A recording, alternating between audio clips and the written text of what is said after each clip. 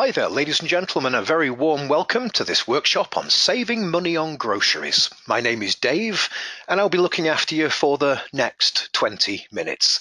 Now, as always, in these workshops, let's make sure that you can hear me before we get started. So if you could, please do just take a minute, type on over in that question window, let me know that you can hear, maybe even let me know where it is that you're joining from. Lisa, good to have you with us there. Carly as well, great. Samantha as well in St. Louis, who then says, but all the cookies have gone. All those Girl Scout cookies. Kevin joining us from San Diego. Carly joining from Chicago with lots of O's. Alex in my Ontario. Yeah, I'm up there in North Ontario. Alex, wonderful to have you with us. Rachel can hear, so can Bill, Christina, Lisa.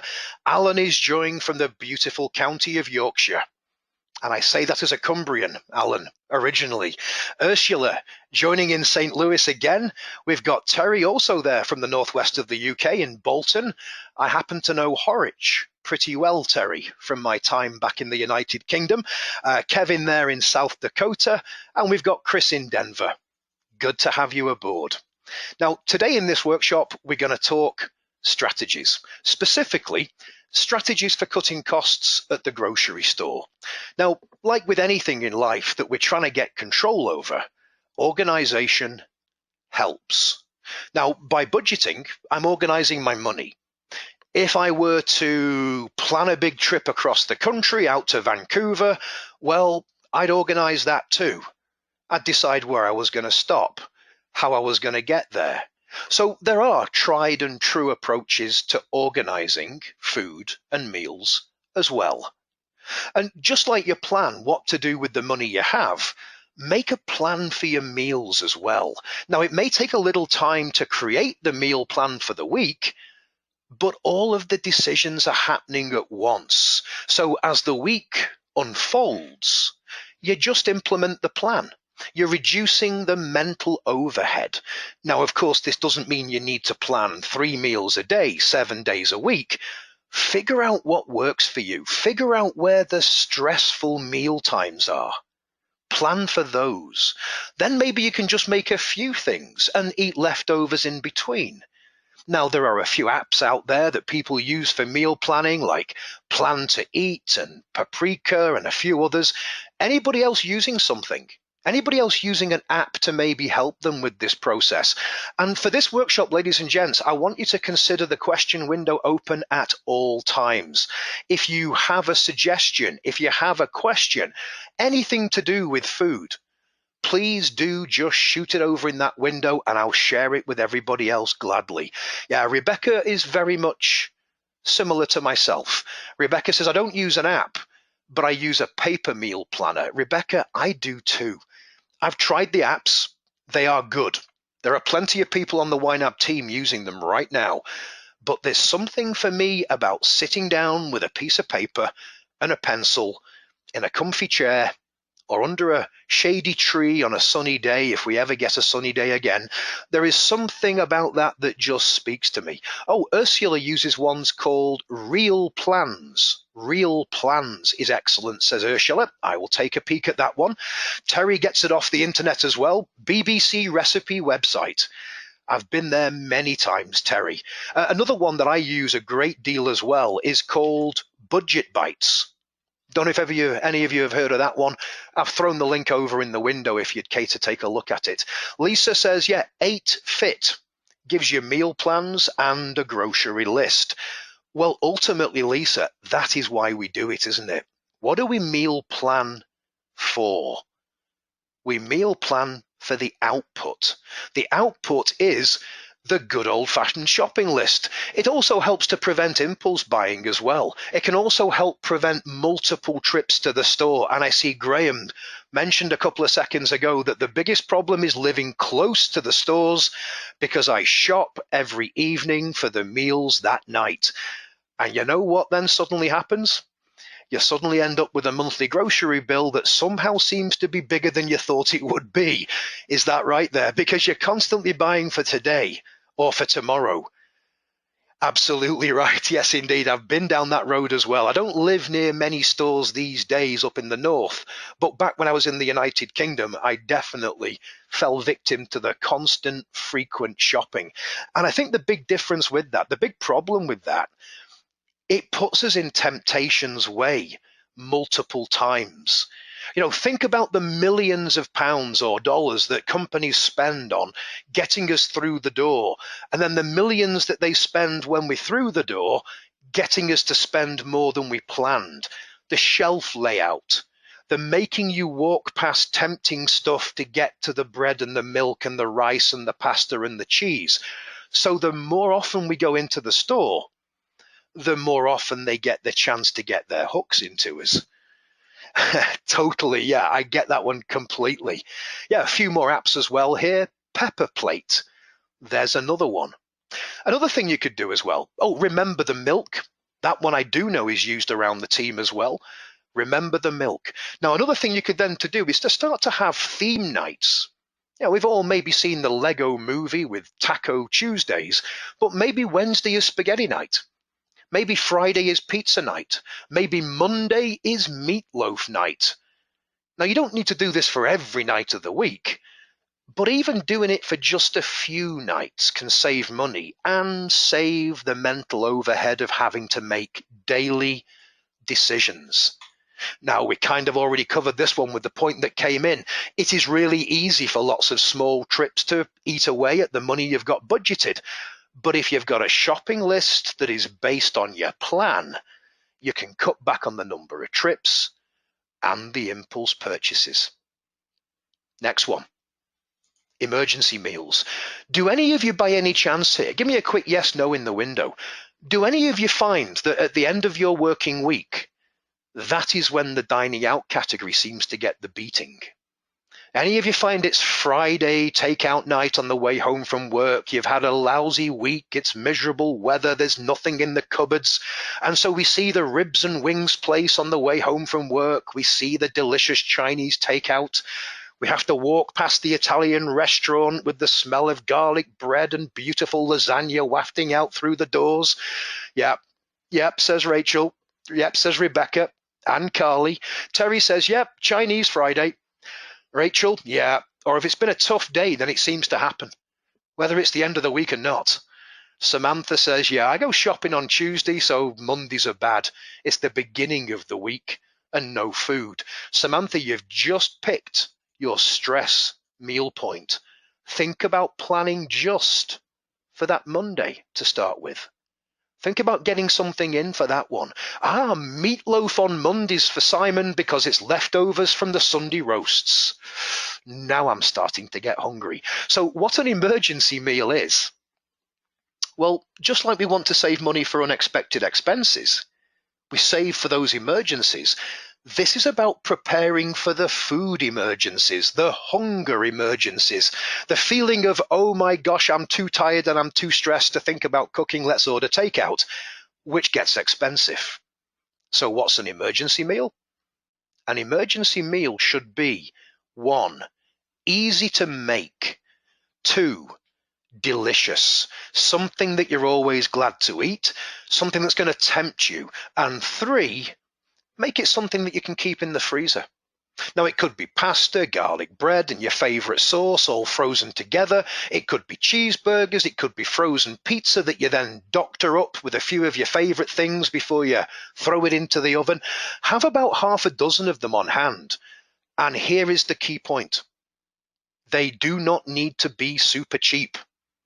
They just need to be cheaper than the takeout or the restaurant meal, and they need to tempt you away from those and tempt you to your emergencies. Any of you, and Lisa's already typed over, any of you have a go-to meal like that for when things get crazy? Type over your go-to meal. And Lisa says it's nigori ramen with an egg on top. Spaghetti, says Samantha. Meatloaf crops up again. There's a good meatloaf contingency out there. Rebecca says, yep, frozen pizzas definitely instead of ordering pizzas. Burgers and waffle fries for Rachel. What's mine? I tell you what mine is, Tam. Mine is a delicious Reuben sandwich. I have a Ziploc bag in the freezer right now with a slice of rye, a slice of pumpernickel, a slice of deli meat, a slice of delicious Gruyere cheese, and a little ice cube. And what's the ice cube? That is the Reuben sauce that I freeze in my ice cube trays. And then I just drop one of them into each bag that I make. And that way I've got absolutely everything other than the sauerkraut on hand. And A, sauerkraut doesn't freeze too well. And B, in my case, I've got a 5-gallon pail in the basement that's full of my own sauerkraut. So, boiled eggs on toast, Ursula. Simple, delicious, great protein as well. And Terry's really making my mouth water now. I'm a huge lover of Indian food, Terry. And Terry says for me, it's homemade chickpea curry. Terry, in my kitchen at the moment, I've got an old, almost wilting bunch of coriander or cilantro on this side of the Atlantic.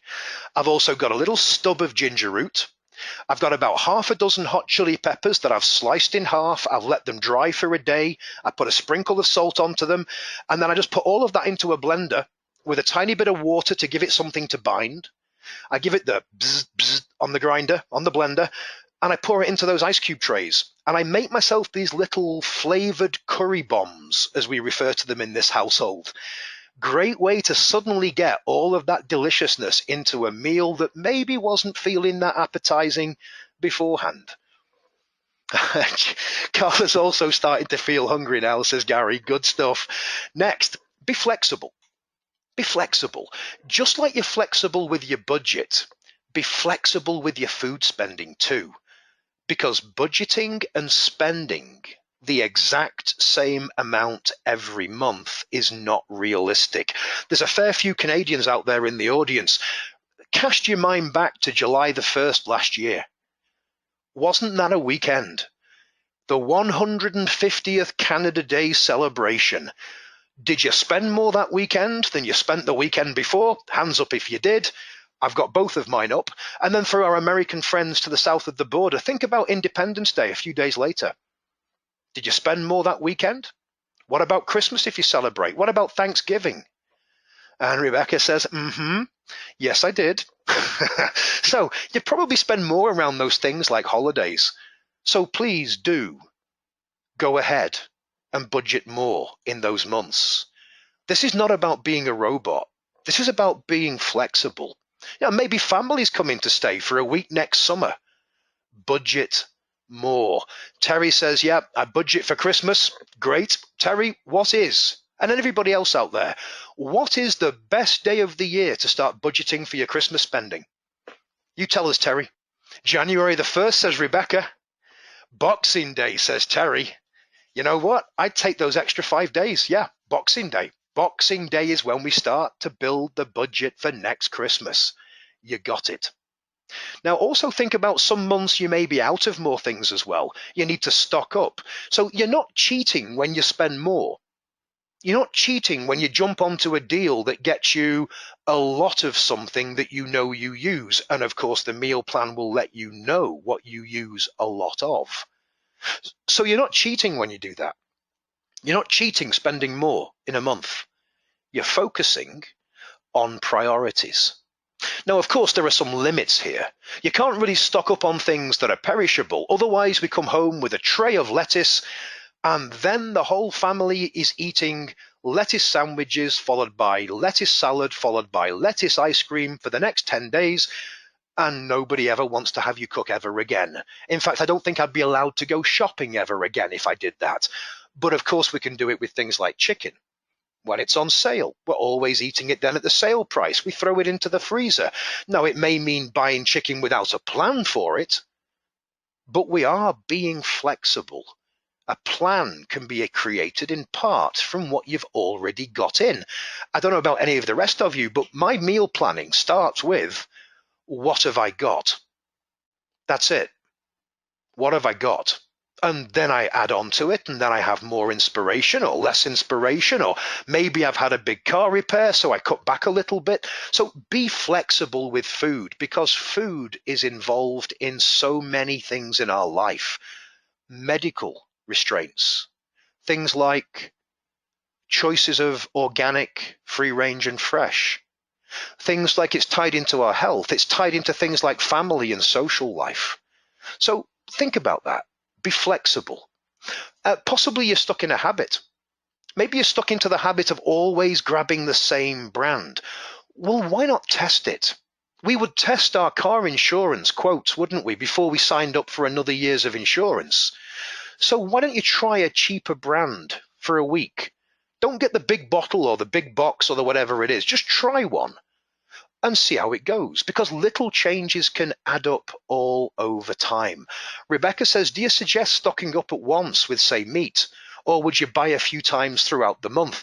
I'm not too sure there's a best answer there. And Rebecca goes on to say, it's because I'm thinking about how I use Costco to stock up on chicken, ground beef, etc. Well, Rebecca put it this way. Have you ever heard of the concept of a price book? I keep a price book in this house. The price book is, what did I pay for that per pound or per gallon or per quart the last time I bought it? And over time, you'll start to find that you recognize when the price is good. Forget about whether it's got a big red sticker on it saying best deal ever. I don't trust that. Keep a price book, because then as you start to see that chicken is maybe right down at the bottom end of where you've ever seen it, that is the time to jump in and buy a bunch more, isn't it? Jump in then, and you've got it forever. Terry says the cheap cuts of meat can taste just as good as the expensive meat cuts. Terry, I would agree with you completely. In fact, I would go so far as to say, if you like to cook, if you like to spend time in the kitchen, and that's me, sometimes the cheaper cuts are actually better cuts. I picked up a picnic pork shoulder roast last week for the weekend. It's one of the cheapest cuts of pork you can get for a roast for its weight. And the most people I've ever talked to about it said, oh yeah, but it's always got that stringy kind of thread through it. And yeah, instead of thinking about that, think about finding the recipe that shows you how to cook it.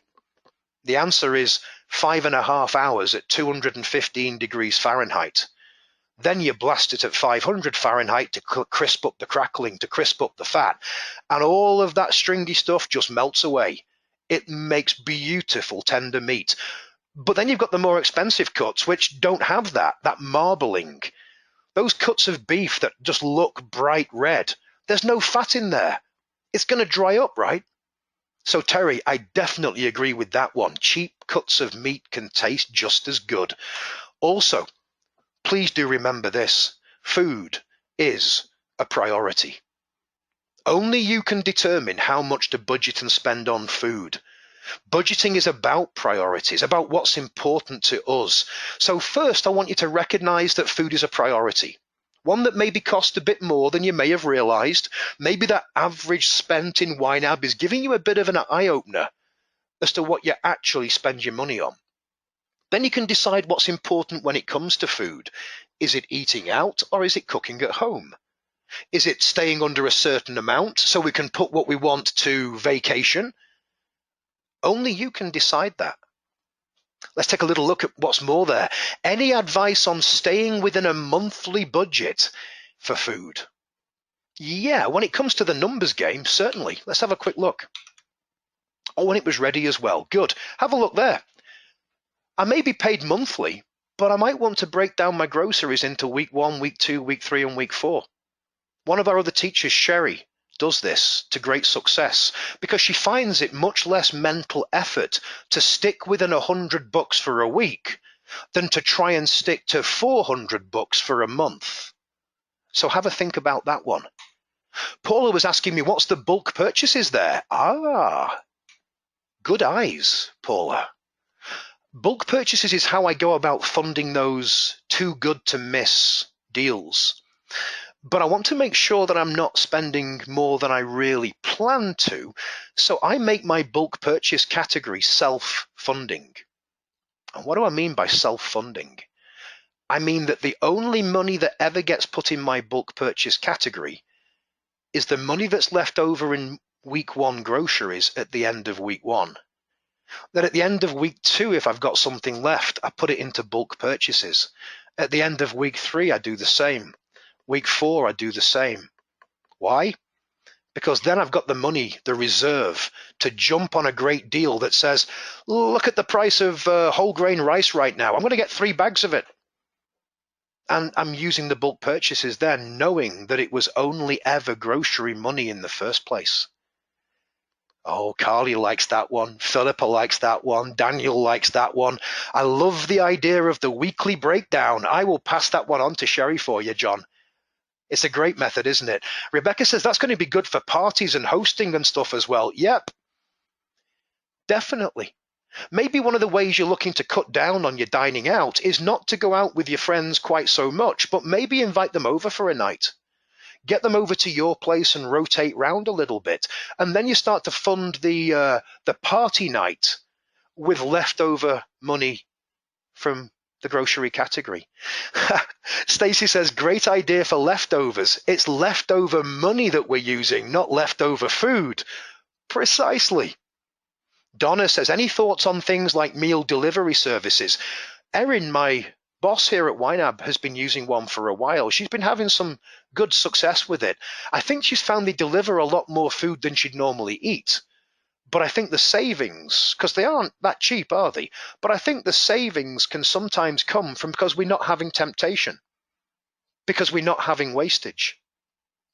Ah, yeah, Carly says party night ends up being cheaper than going out sometimes. Definitely does. I think here, especially for me, I've found that partying and entertaining and doing that here, it just has more value to me as well.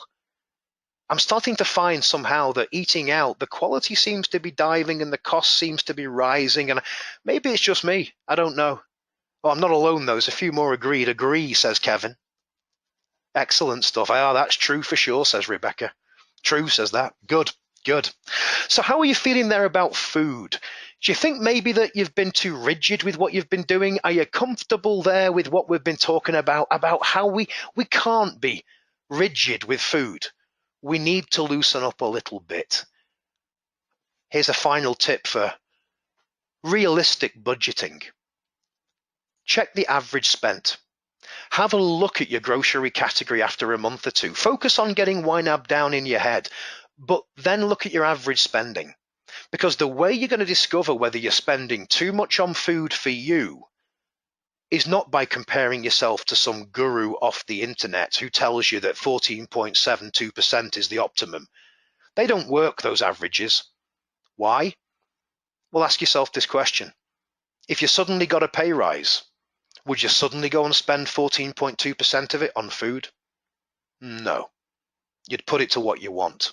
So do not compare yourself against other people. That's their priorities. The way that your budget will let you know whether you are spending too much on food or groceries is like this. Go and find the categories that are more important to you than food. There aren't many of them in my budget. But go and find those categories that are more important, like vacation. Then ask yourself, is that category getting the love and attention it needs to get you the money you need for the vacation you want? If the answer is no, you've just answered the question about whether you're spending too much on groceries for you. Thank you, ladies and gentlemen. It's been a wonderful session. A wonderful, wonderful session. Thank you so much for all of the comments that have come over there. And with that, we're going to bring this workshop and my first 8 workshops of the day to an end. Some of you have been with me since the very, very beginning, where we started with learning the 4 rules, and that is what's coming up next.